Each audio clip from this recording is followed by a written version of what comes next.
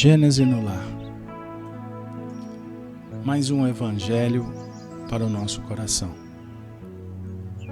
Manhã de bênçãos, de paz, de fraternidade. Agradecemos, Senhor, ó Pai, pela divina oportunidade de estarmos mais uma vez reunidos em Teu nome. Que o nosso encontro possa favorecer a troca de experiência, mas também aquele momento de oração que favorece o intercâmbio com as faixas superiores em Deus.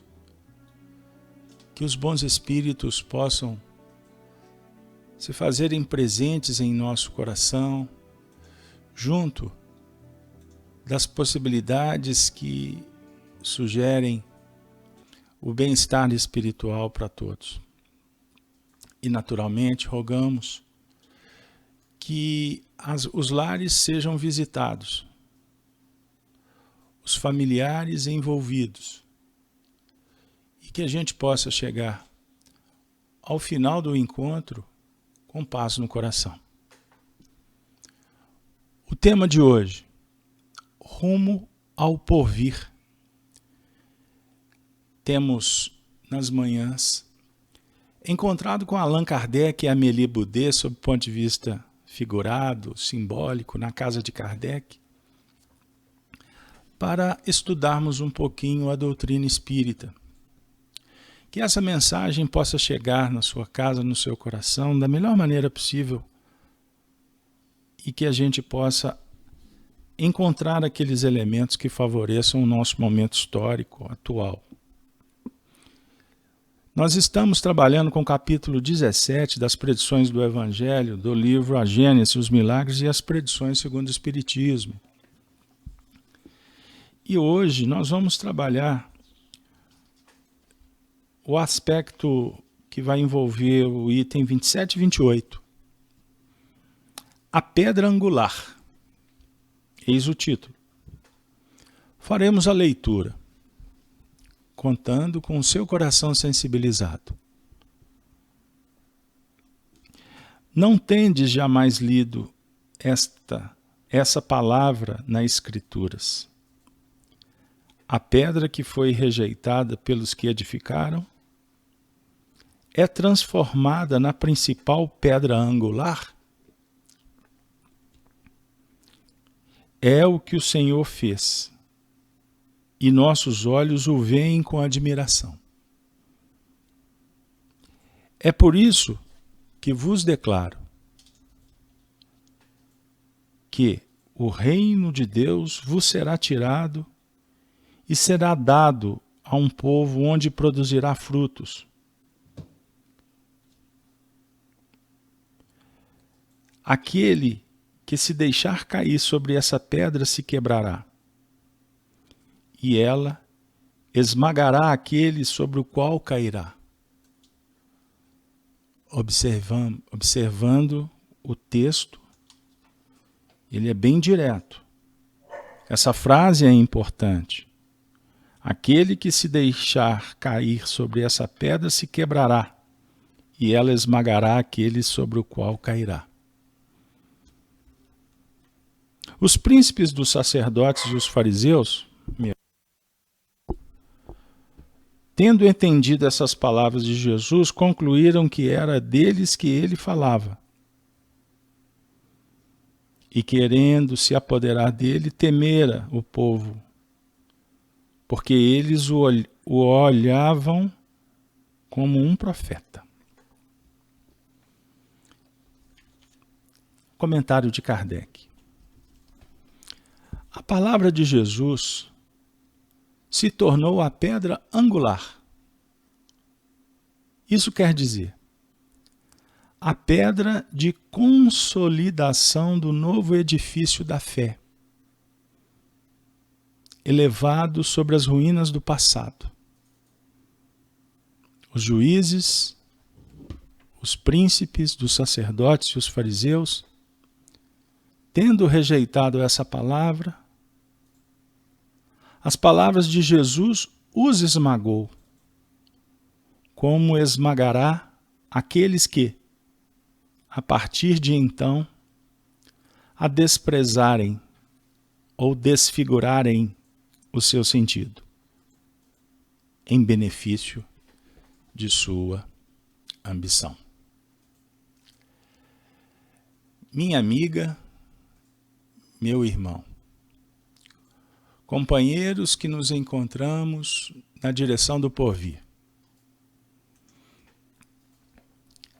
O momento atual é muito importante. Ele é angular, ele é definidor. Aquele ângulo que ajusta, que coloca as coisas no seu devido lugar.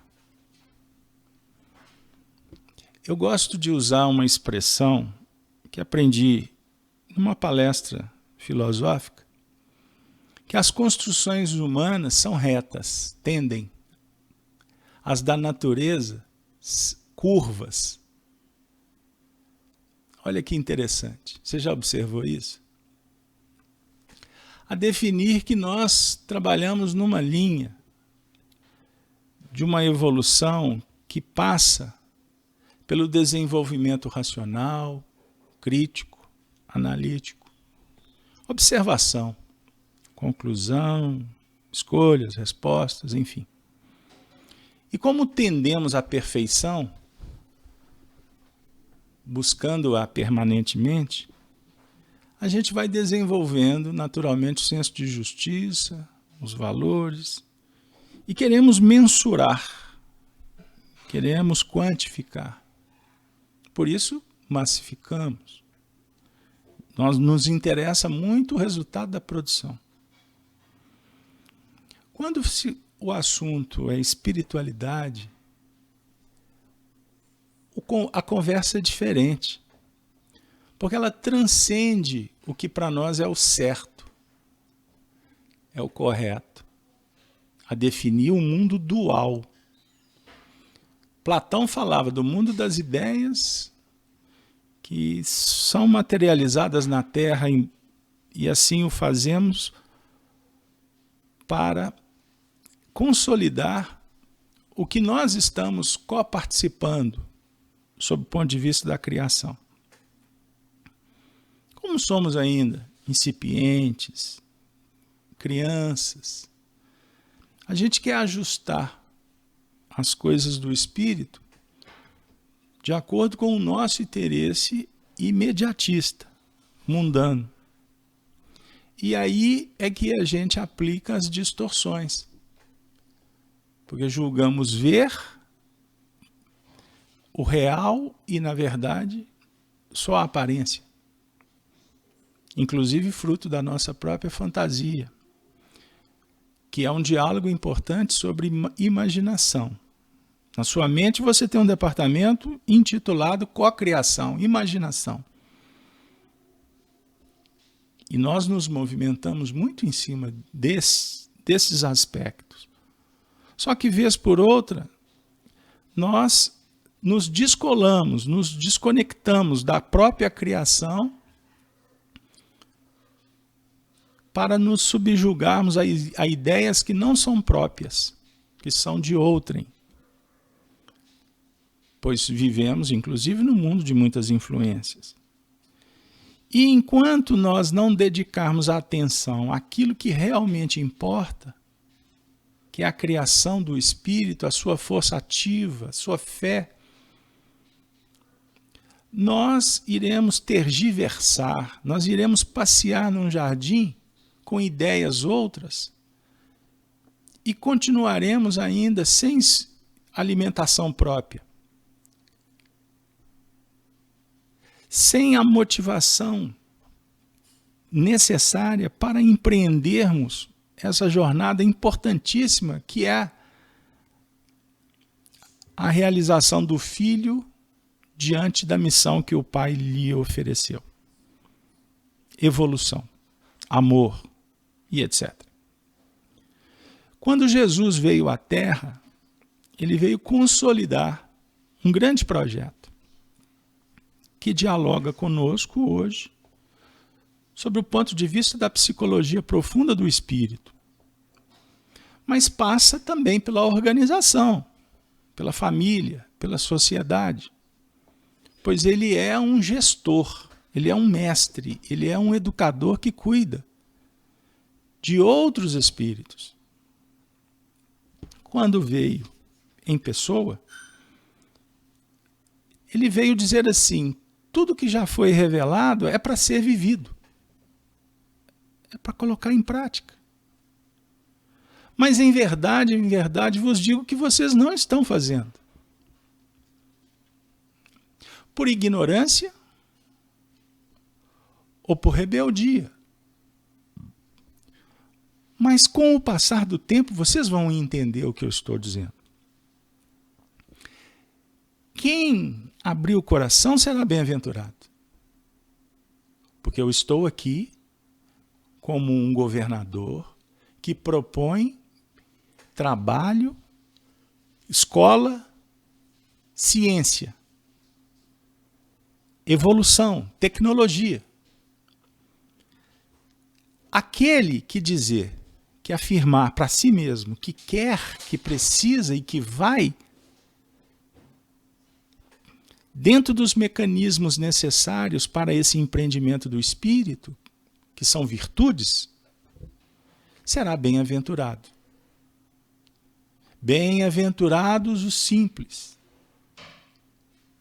Ele dialoga com a arrogância, com o apego.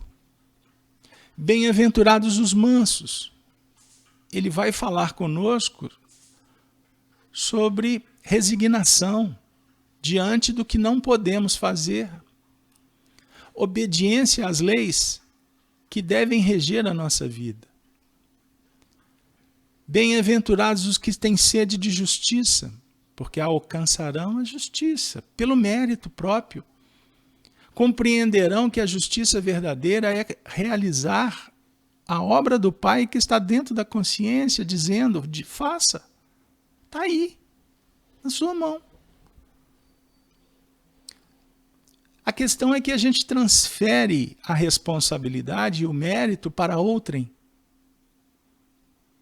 E por isso ele faz uma alerta para os fariseus que estavam, como nós outros, empedernidos na arrogância,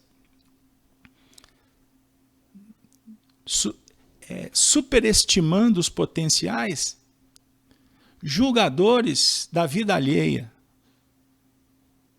e quiçá representantes do próprio Deus na terra, colocando fardos pesados para que outrem carregue. E sem se interessarem, como no texto bíblico, de sentar na cadeira de Moisés e colocar em prática o que Moisés ensinou. A palavra de Jesus se tornou a pedra angular, afirma Allan Kardec. Isso quer dizer, a pedra de consolidação do novo edifício da fé. Qual o edifício, amigo? É um prédio? Coluna? Argamassa? Tijolo? Concreto? Adorno? Ou ele está falando do edifício da casa mental que é estruturado, repito, pelas virtudes, pela conquista de si mesmo, nos desvinculando dos objetos, das pessoas, das coisas que estão na nossa vida, como se fossem posses. A única posse que temos são os bens da alma. A legítima posse é você mesmo, a sua consciência, o seu espírito. E esse diálogo vai dizer assim, bom, então se o investimento é na minha consciência, a viagem que eu estou empreendendo, ela me dá muitos recursos, mas a que me importa é a interior, então não justifica a vaidade. Por que eu tenho que pegar o telefone para ligar para alguém para falar que eu estou com um problema? Qual a necessidade de você colocar mais problema na vida do outro? De contar a fofoca que dilacera um relacionamento, seja íntimo ou coletivo, ou no trabalho, Qual a necessidade de vender a imagem para que o outro te aplauda?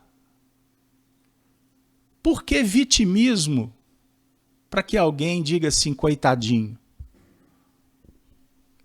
Quer dizer, a gente vai transferindo, desfocado do que realmente nós temos que trabalhar, que é a força da alma, que precisa de ser empregada. Por isso, Jesus disse, glória a Deus nas alturas e paz aos homens de boa vontade. Boa vontade não é vontade boazinha, não. Vontade é força da alma que precisa de ser trabalhada, é aptidão, é habilidade. Você tem que trabalhar com essa força para dominar a si mesmo. Isso é estoicismo puro. Isso é evangelho na carne, como viveu Paulo de Tarso. O Cristo em mim é motivo de glória. Eu prego o evangelho em cadeias. Para usar apenas algumas expressões do convertido de Damasco. Ele está dizendo o quê? Que ele estava lá na cela pregando o evangelho? Ou ele estava trabalhando numa disciplina importante, hercúlea, de domar as suas paixões, de cuidar das emoções, dos sentimentos que respingam por onde nós passamos. Agora, pregando o evangelho, a definir o seguinte: você usa a força, a espada contra as imperfeições sua. Mas o evangelho para o próximo é bem-aventurança, é de solidariedade. O evangelho para o próximo é passe, é prece, é paciência, é repetir, é abençoar, é cair, levantar, dizer assim, conta comigo. Porque evangelho para o próximo é amizade, é fraternidade. Então observemos, voltamos à dualidade platônica. No mundo íntimo, força, fé, vigor, coragem, estoicismo. No mundo de fora, mansuetude, esclarecimento, ensinamento. Com isso, nosso evangelho da manhã desse sábado, e eu agradeço a Deus por você estar nos recebendo na sua casa, a equipe de Kardec. Que beleza! Nós estamos juntos para dialogar com a doutrina maravilhosa dos Espíritos, que representa uma revolução moral, numa expressão utilizada pelo Espírito Erasto. No primeiro capítulo do Evangelho segundo o Espiritismo, não vim destruir a lei. Olha que beleza! O Espiritismo é de ordem divina, pois se assenta nas próprias leis da natureza e estáis certos de que tudo que é de ordem divina tem grande e útil objetivo. Por isso estamos aqui. Estamos dialogando a aliança da ciência com a religião, na expressão de Allan Kardec. Então o nosso evangelho, ele é um diálogo prático, filosófico e científico. O Espiritismo é uma ciência que tem um método próprio. Estudar a vida espiritual. Esta é a ciência espírita e suas consequências. Então o Espiritismo não veio disputar espaço com a engenharia, com a medicina, com a física, nada disso. O Espiritismo é uma ciência própria, que é mais uma ferramenta, que Deus se serve como uma alavanca. É uma expressão que eu estou parafraseando os Espíritos Superiores. Então, se o Espiritismo é uma alavanca de que Deus se utiliza para fazer que a humanidade avance, significa que nós temos que usar essa alavanca. E a alavanca é para propor, para impulsionar. Então, esse conhecimento do mundo espiritual, Os espíritos estão conosco. Você está sendo abraçado agora. Eu não tenho dúvida em afirmar. Não como médium vidente, mas pela evidência que o Espiritismo esclarece. Pois nós estamos reunidos em prece. Nós estamos subindo o padrão. Nós estamos dinamizando a sensibilidade. E, naturalmente, nós vamos gerar pensamentos e sentimentos que vão definir ondas, vibrações e que vão alcançar um objetivo. Esse objetivo, eu convido vocês que seja um porvir, uma vida nova, entrar numa novidade, num portal que foi anunciado desde antes pelo próprio Jesus, pois chegar-se-ia um tempo, e o tempo chegou, em que o progresso da humanidade iria ficar a olhos vistos de todos, em todos os níveis. Repito, o homem já sabe, qualquer menino reencarna hoje, no líquido amniótico ele já é internalizado, ele já está na internet, ele já está no mundo virtual.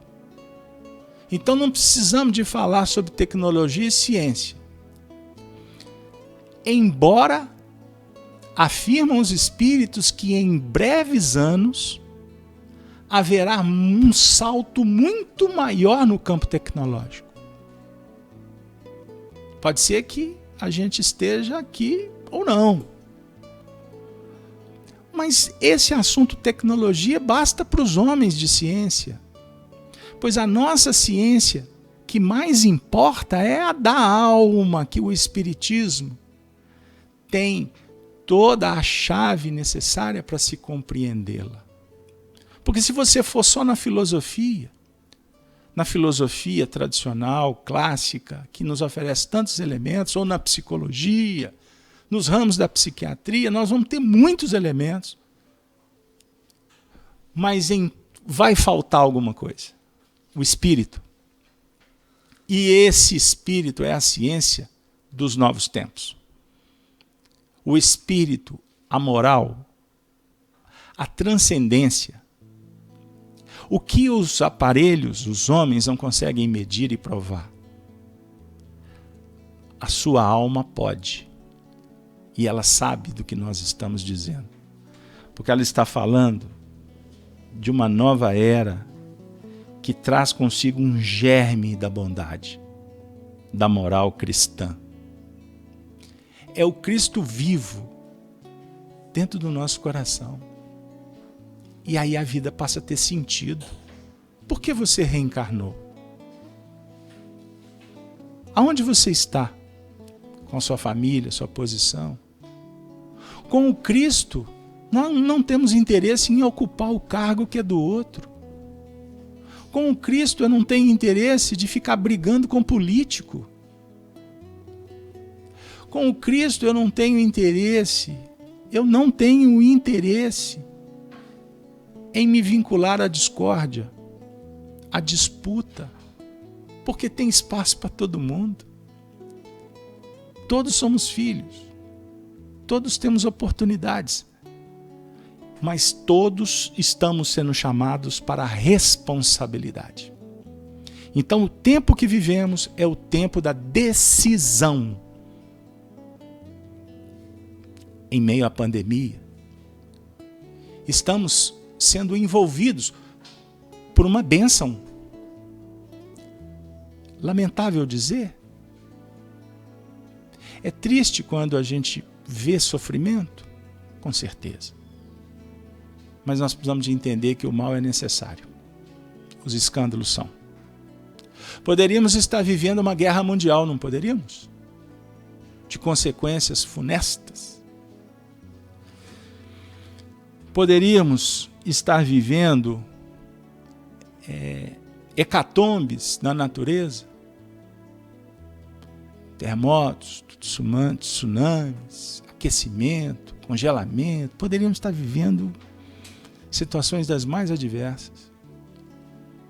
Mas não foi esta a proposta que veio do alto. Foi a peste, que representa a mazela moral. Sem entrar no mérito de como brotou essa pandemia, ela foi um grande achado para a humanidade. Pois os homens fomos chamados para ouvir de volta as palavras do Cristo, que é uma pedra angular, que propôs uma vida boa, melhor, com Deus. E nós fechamos os olhos e demos vazão para o egoísmo, para a competição, para a ganância. Nos conspurcamos moralmente. Vivemos há 100 anos uma pandemia e uma guerra devastadora. Tivemos oportunidade, a humanidade se reajustou, se reequilibrou. Entramos nos anos 50 de equilíbrio e nos anos 60 em diante a exacerbação do ego, da sanha, do prazer, que deságua em pleno século XXI, com a sociedade sendo chamada para parar a roda dos mecanismos egocêntricos e fazer um redimensionamento da vida.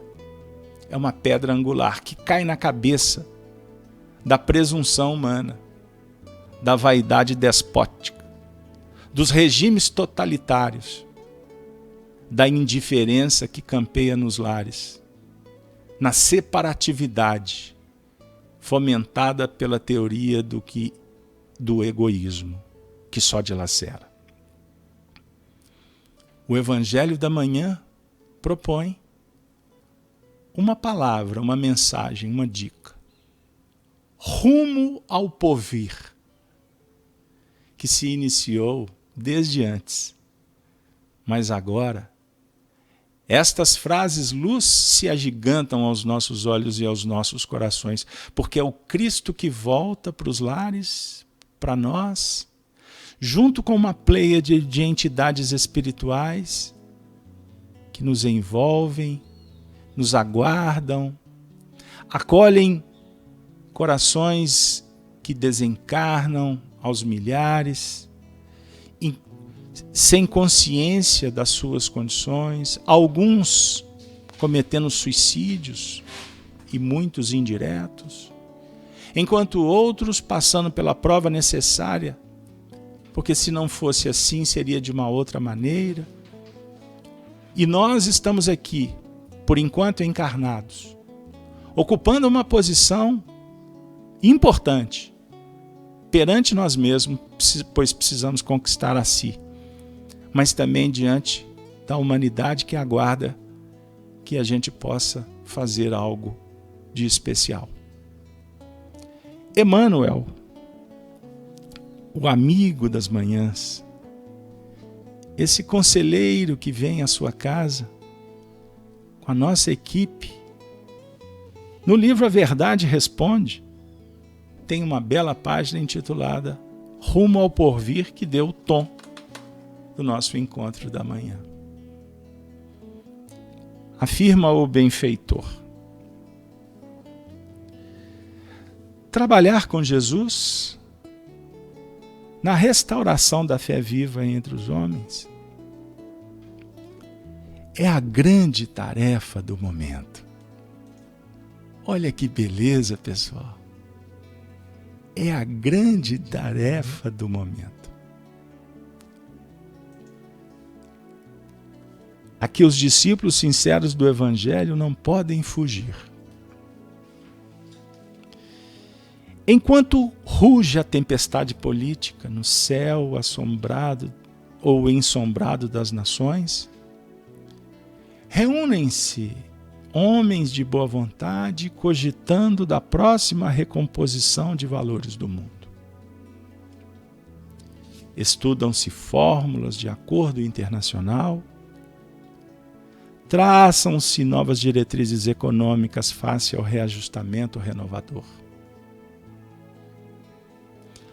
A ordem mundial, entretanto, não pode prescindir das bases religiosas, porque nenhuma realização puramente terrestre, nenhuma, pode saciar na criatura a sede inata do infinito.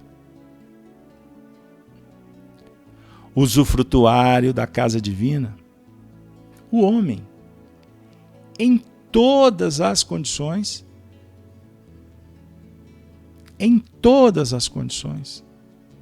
de existência e em todos os degraus evolutivos, experimenta a necessidade de Deus no clima do sentimento.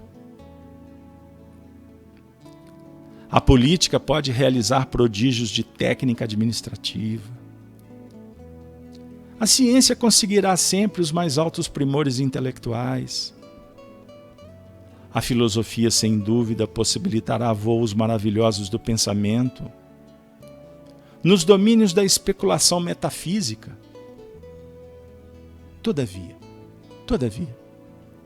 sem as bases religiosas da fé, não passam de servas transitórias da civilização. Igualmente em trânsito nos círculos evolutivos, sem realidade efetiva para o homem, espírito imortal a caminho da gloriosa destinação. Os templos, porém, objetar-se-á, permanecem feridos pelas bombas destruidoras, repletos de ídolos, quebrados ou reclamando pastores, esquecidos de si mesmos, nas divagações teológicas ou distraídos do reino de Deus, em luta franca pela dominação efêmera do mundo. Existe, todavia, responderemos, a instituição universal da fé, sediada no templo vivo dos corações. Não é um mito, nem se reduz à mera afirmação verbalística dos crentes. Foi essa fé, acesa por Jesus no terreno da alma, que se espalhou pela terra desde o primeiro instante do cristianismo redentor.